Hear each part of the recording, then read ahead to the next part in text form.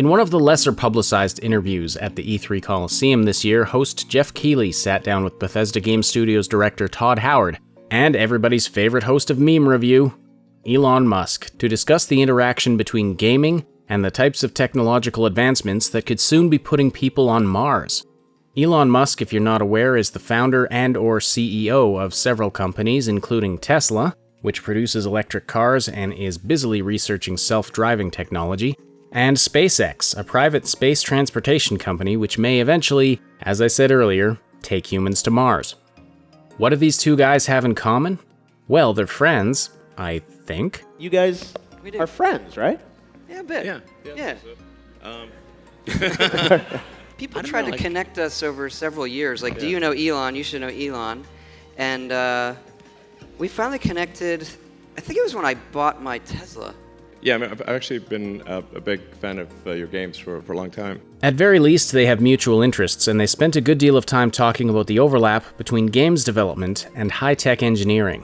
Part of the reason I got interested in technology, maybe the reason, was video games. So, I probably wouldn't have started programming if it wasn't for video games, or wouldn't have been as interested in computers and technology if it wasn't for video games. So I think actually video games are a very powerful force for getting young kids interested in technology. It has way bigger knock-on effects than people may realize. Many of the best software engineers in the world are at or spent much of their career at video games houses, and especially if people had to try to create incredibly realistic graphics using very little compute power, that's a hard problem. And so a lot of people had to write really tight code and come up with really clever ideas to do that.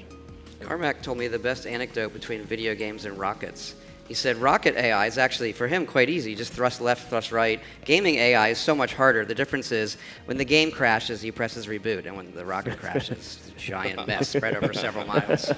There's some joke about, like, if reality was a video game, it's sort of like the graphics are great, the plot's terrible, and the spawn time's really long. Now you're putting games on the Teslas, so that's different. Yeah, actually, thanks for helping out on that. Appreciate it. Yeah, we are. We talked about that, and we said, hey, would it be pretty cool? So we're actually working together. Skyrim on it. That's a little. We're gonna start a little smaller. So we are working on Fallout Shelter for the cars. You have to be parked when you play these, or how does this work? Yeah. You have to park the car. Okay. The fun police make us park the car. We also got further proof, as if we needed it, that huge nerds never fully grow up. Then we have genius moves like the fart app. It's my finest work. Okay. You can make the fart sound like it's coming from any seat. But what about Starfield? This is one of the few instances where the game was even mentioned at E3, and we didn't get a lot of details, but we did get some insight into what the game may involve in terms of somewhat realistic feeling space travel. As we look at Starfield, that's where we kind of look, okay, how are these things actually going to work in the future? Got to go to SpaceX last year. That place is like the Avengers meets NASA. Like, if anyone ever gets it, it's incredible. But what do those things look like as we do a science fiction game? How we approach it so it feels, it's a game, but it still has an authenticity to, okay, this could happen.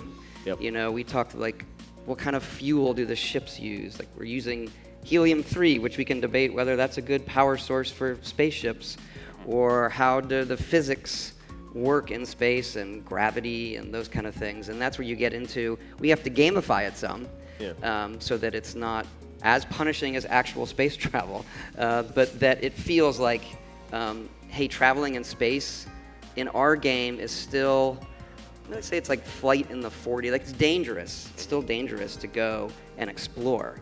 Here on this channel, we've criticized Bethesda a lot lately for some of their decisions surrounding the development and rollout of Fallout 76 and the company's approach to monetization and microtransactions, including turning a classic platforming IP into a garbage-looking freemium puzzle game.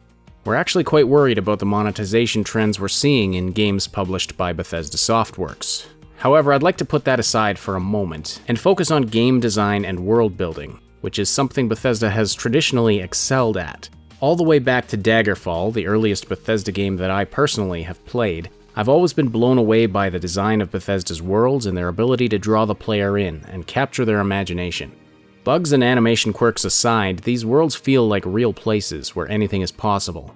There's a history to each location, people that have been there before you, lore and mythologies and political strife, and through modding, of course, anything literally is possible. But even if we look just at the vanilla lore of Bethesda's main franchises, Fallout and The Elder Scrolls, there's an all-encompassing story behind each world that serves the gameplay well. The Elder Scrolls has well-established mythologies and cultures that are reflected in the characters and the architecture in different regions within the games. And although Bethesda didn't originate the Fallout IP, they've carried the 1950s retrofuturism theme well, connecting you to both the past and the future every time your foot hits an empty Nuka-Cola bottle lying in the street. So what does this have to do with Starfield? Well, Todd Howard expressed a desire to bring authenticity to the game in the sense that the player feels like what's taking place in the game could really happen. I realize that a lot of you watching this are skeptical, if not outright disbelieving, of anything Todd Howard says, and I can't really blame you for that. On this point, however, Bethesda Game Studios has a track record that backs up what Todd is saying here. Of course, only time will tell if this actually comes to fruition, but I think at very least, we can expect a game with the depth of lore and world building that we've come to expect from Bethesda.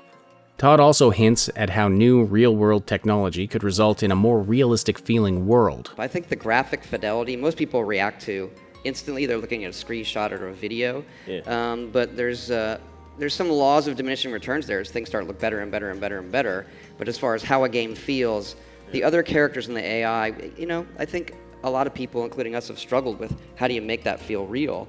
And now that you can move some of that processing to the cloud, neural nets, other things, I think that's the part where it's going to get significantly better over the next generation.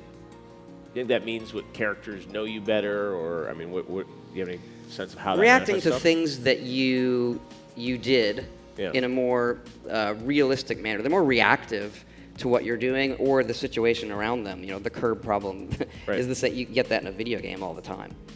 He doesn't specifically say that these things will be at play in Starfield, but we have seen some of the new tech they're working on for The Elder Scrolls 6. It's reasonable to expect that we'll see some new advancements in Starfield as well.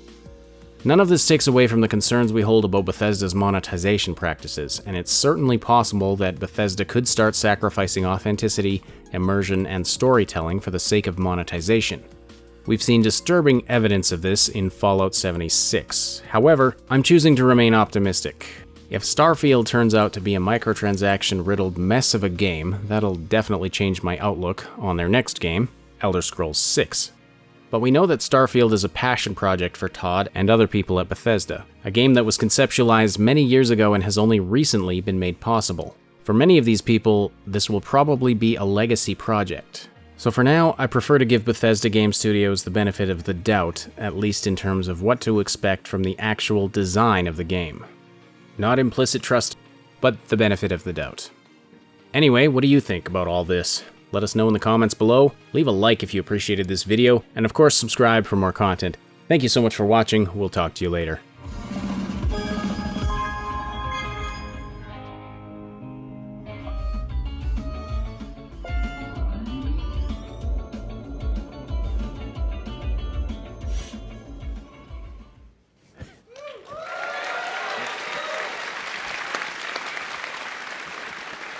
The steering wheel, I wasn't prepared for that. That's pretty cool.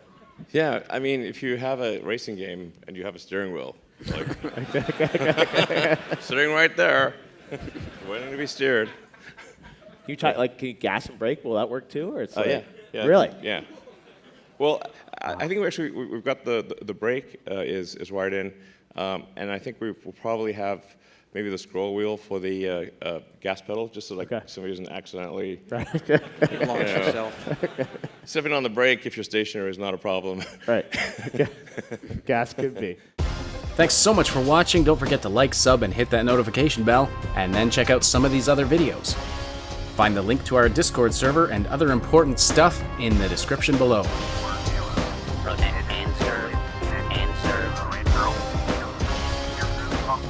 What?